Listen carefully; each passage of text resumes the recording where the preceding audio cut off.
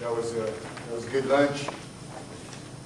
Anyway, my name is Aubrey Skye. I'm the Native Gardens Project Coordinator of the Standing Rock Sioux Tribe. And I also work with the Standing Rock Diabetes Program. I'm one of the components of their program from an alternative ecological approach to prevention and treatment of type 2 diabetes in our Native communities. And the Native Gardens Project, just to give you a little bit of history, we're one of 17 grantees throughout the United States that is participating in this cooperative agreement with the Centers for Disease Control's Department of Diabetes Translation.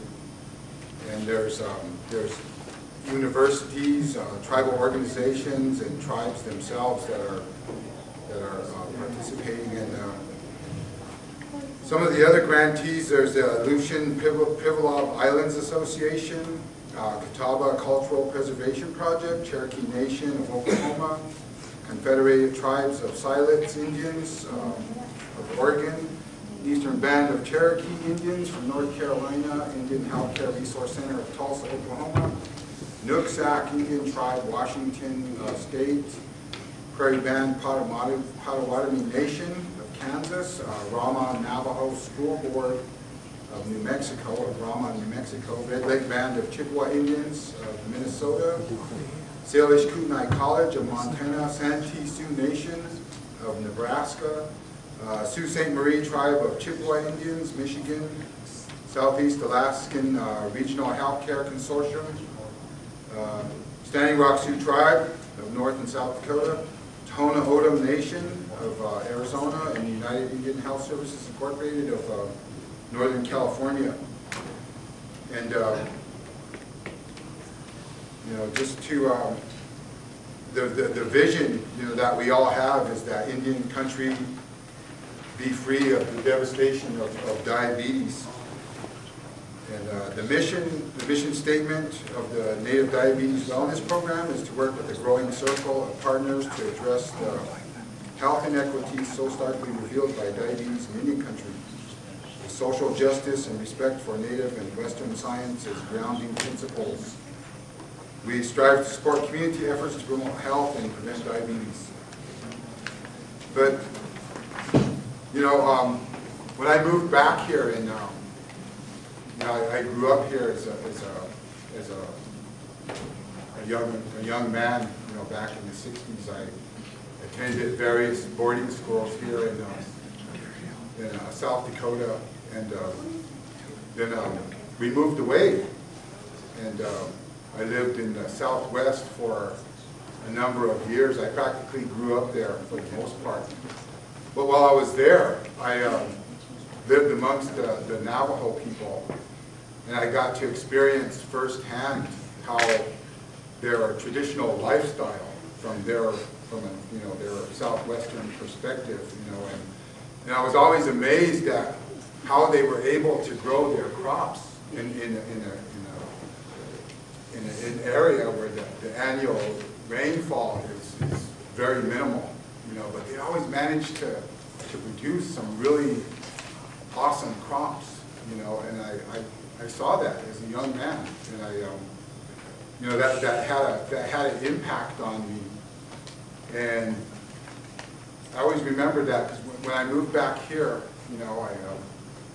in 2000, I first came here, and one of the things I noticed right off was that the availability of locally grown foods was almost non-existent for the most part. We have like Super Value, and I don't even think Taco John's was there then, and but otherwise you had to drive to Bismarck or Mulbridge to go shopping, to buy your groceries, and that's an hour in either direction, and it quickly became apparent to me that we're living in what they call a food desert, which there are so many other rural areas in North Dakota that are considered food deserts. And so one of the things I you know, I looked around when I first got here, after I'd been here for a while, and I thought, well, why don't I put in a garden, you know, and grow our own food, you know? And now there's certain people here, LaDonna Allard was one of them who was instrumental in starting one of the first gardens, was out here by the high school, behind the high school. And that's where it started from. You know, it was just a handful of people, and it grew from there. And for the young people here, you know, just, you know, gardening has opened up a lot of doors of opportunity for me. You know, I was able to travel to Turin, Italy, and participate with a number of other Native American delegates in their slow food conference in Turin, Italy. And it was a conglomeration of indigenous peoples from around the world who came together and showed off their traditional foods. I mean, there was everything from yak meat to you know, micro-brewed beer and wines and breads and just a wide variety of things that were, you know, people were there in their traditional dress, and it was just awesome, you know, and I was really inspired. But it's really opened up a lot of doors of opportunity for me. And you know, just being here on Standing Rock, you know, you kind of come out here and you look around, and you have to really look at what resources are available. And like LaDonna said earlier, there is a lot of resources available. I mean, if you really think about it, everything we really need as human beings is right here in our backyard. You know, we just need to realize that our people, you know, Lakota people lived here for generations, you know, and they lived good lives. They were healthy, strong people. You know, I think it was George Catlin came here back in the 1700s, and he commented on how fine a specimen the native people were, you know, physically, you know, and he painted pictures of them, but it's, you know, diabetes has just, you know, in recent years, as early as the 1950s, diabetes started, you know, becoming more prevalent in our native communities. And you know, prior to that time, you know, type 2 diabetes was a rarity. You know, it was almost non-existent.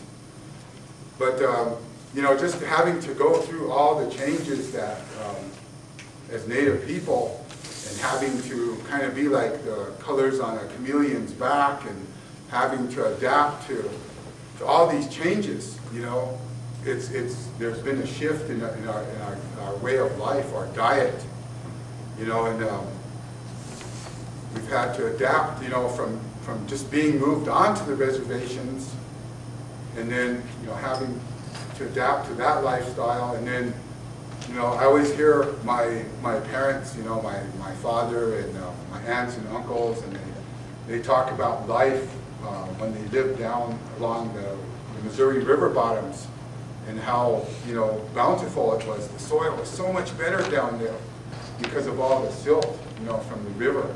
And they had their gardens, and it was just an abundance of timber and wildlife and medicinal plants.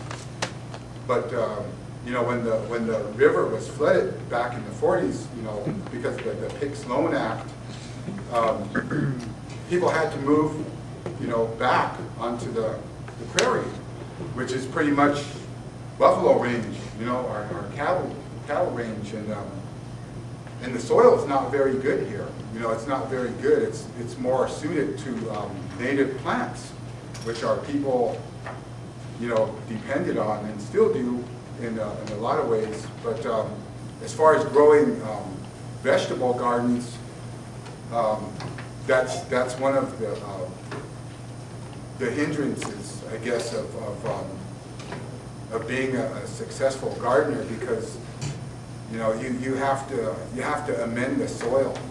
You know, if you expect to get something out of it, you have to, you know, naturally you have to put something into it. But But that's kind of, that's one of the things we were doing, and you know, I work in collaboration. I collaborate with nutrition, Luella Harrison's Nutrition for the Elderly program, Sue Isabel's Sioux County Extension program, and National Relief Charities came out here this spring, and they loaned us the tools, the equipment, a tractor, and a tiller, and an operator, and we went around Standing Rock to each of the 8 districts, and we tilled over 100, and it was like 150 garden plots for people throughout the Standing Rock Reservation, and they distributed vegetable seeds, you know, different types of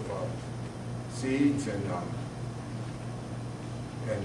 you know, there's a lot of our people who are really awesome gardeners, and some who aren't, you know. But it's just you know, being able to identify and recognize those people who are really you know, that have the really good gardens, and there's quite a few of them out there, and so we're able to through that initiative, you know, we were able to develop our farmers market and collaborate with Luella Harrison's senior farmers market program, and we everything just fit together, you know, Sue Isabel's program and Luella's. Because if you think about it, we all want the same thing, you know. We all want the same things, you know, as human beings. You know, and just in general, that's health, education, and rather than saying welfare, I like to say wellness. You know, health, education, and wellness. And so, you know, my efforts as a Native Gardens Project coordinator go a lot further in working with them, you know, because it's really been we were able to develop our farmers market here in the Long Soldier District, and we started kind of late this year. We got started like in I think it was late July, right? Late July we started, but every week thereafter until just last weekend, last Friday, we had a farmers market where the seniors could come and exchange their vouchers for produce, and it was really awesome because, you know, besides having vendors there selling produce, we offered a meal, a complimentary lunch that brought people out. You know, people came out of the woodwork, and it was just they have the Slow Food organization has they're starting these slow food chapters in each of the states in the country, and these slow food chapters, they have slow food conviviums, they call them. And the word convivium, I think, it's a Latin word, to be convivial, you know, or to socialize, and it's all around food. And you know, Sue Balcom was talking about, yeah, Paula. Sue Isbell was talking, yeah, Paula. But that's what we do, and it's really it's a good thing because it brings people together. And you know, and talking to the elders, you ask them questions, and they'll start talking. You know, they're just like divulge all this information about the way things were before. You know, and it makes for a more cohesive community. You know, it just brings people together, and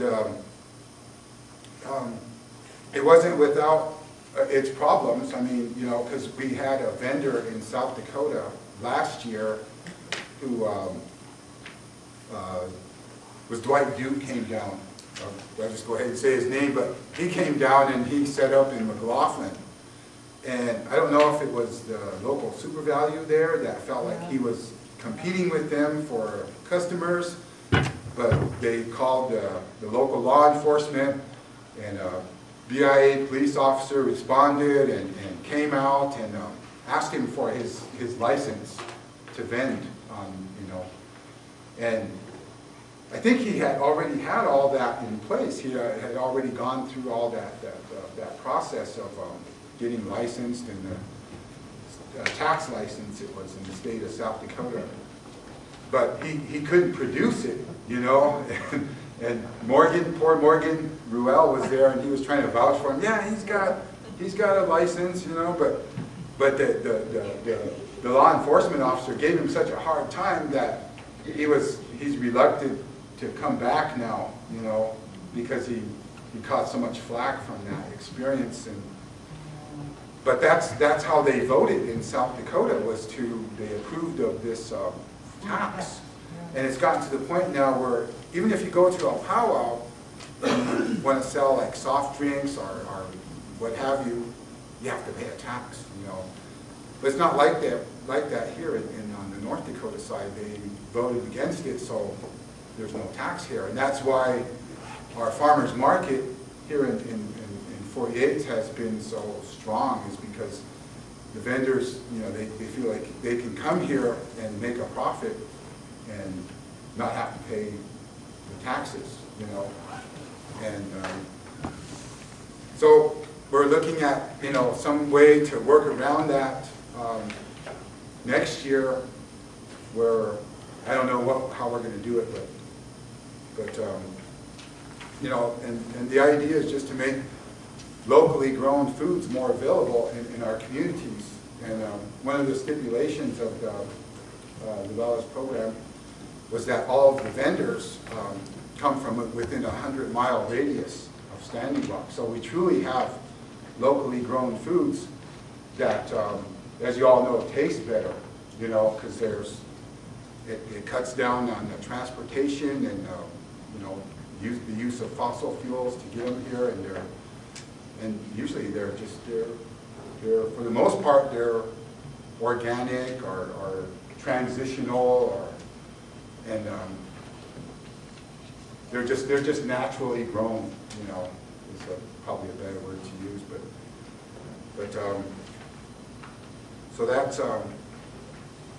that's really, you know, the Centers for Disease Control, they put out this morbidity and mortality weekly report, and it sounds kind of morbid, but it's recommended community strategies and measurements to prevent obesity in the United States. And one of the strategies is that communities should improve availability of mechanisms for purchasing foods from local farms. And after we were shown this by the people from CDC, they said, hey, look, what you're doing is right here. It's number 5 on there's like 24 suggestions or strategies to prevent diabetes, and there's a lot of other ones that, you know, people talked about in here.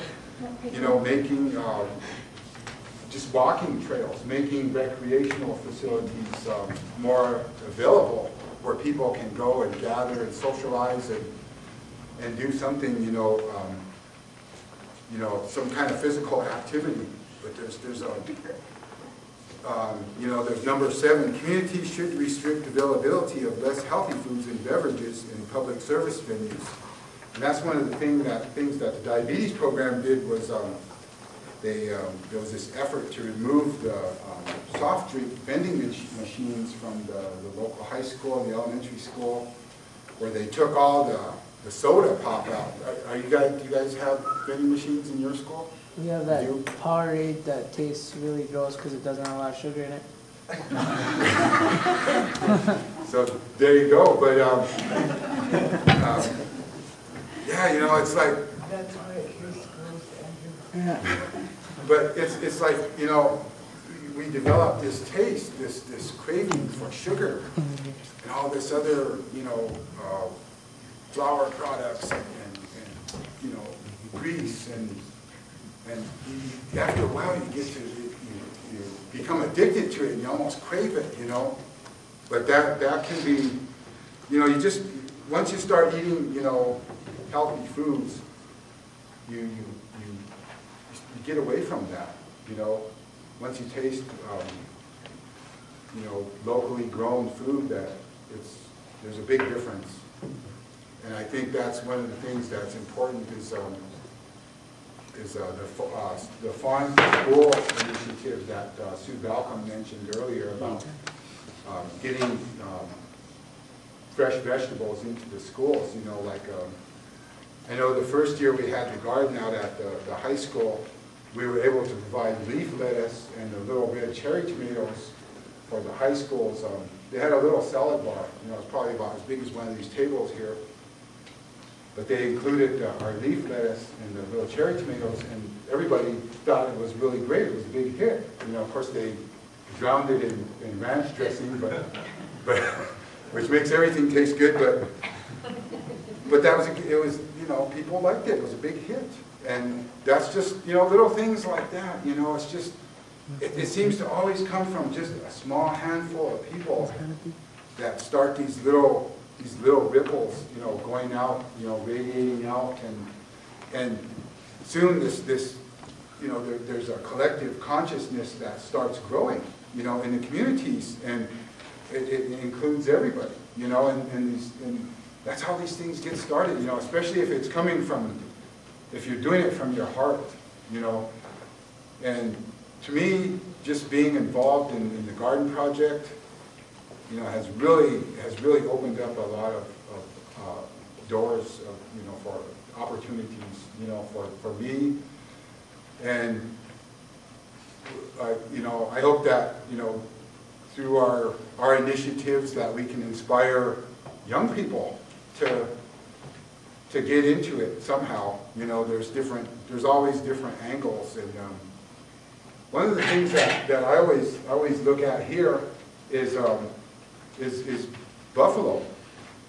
You know, if the tribe could find some way to find a niche market to sell, you know, grass-fed buffalo meat in these health food stores where people pay a premium for that, you know, grass-fed buffalo meat with the Standing Rock logo on it, you know, and a little phrase, a catchy phrase, you know, about, you know, Dakota, you know, bison meat or something, you know. I think that would be a big hit, you know, for somebody.